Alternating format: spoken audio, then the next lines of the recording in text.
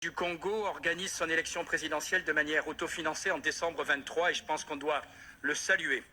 Malheureusement, comme cela a été le cas dans le passé, la population congolaise craint que l'instrumentalisation par le Rwanda des troubles au Kivu ne vienne perturber le cycle électoral.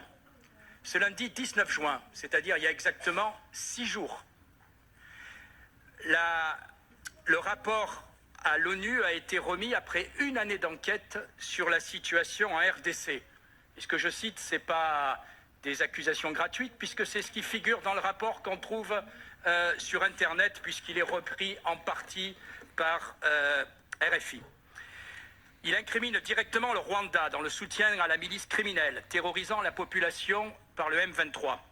Cette ingérence déjà insupportable ajoute donc l'horreur des crimes au mépris pour le voisin congolais. Je cite ce rapport. Quant au retrait concédé sur le papier par le M23 au profit de la force est-africaine, le groupe d'experts note que de toute évidence, ces retraits n'ont été que de façade et les combattants sont soit toujours présents dans les zones concernées, soit redéployés.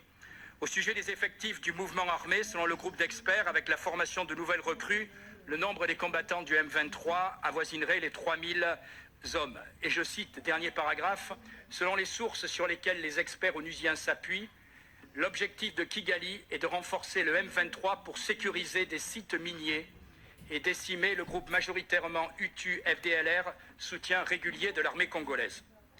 Je ne suis pas un adepte des mécanismes de sanctions. Je note cependant qu'il est étonnant que l'Union européenne, si prompte à réclamer des sanctions dans certains cas, regarde et se contente de menaces prudentes contre Kigali quand de tels massacres sont commis. Et donc je demande à nos partenaires africains, premièrement, quelles sont les actions menées par l'Union africaine pour convaincre le Rwanda de cesser son soutien au M23 et quelles mesures de rétorsion pouvons-nous envisager si le Rwanda continue à perturber le cycle électoral congolais? Merci, Monsieur le Président.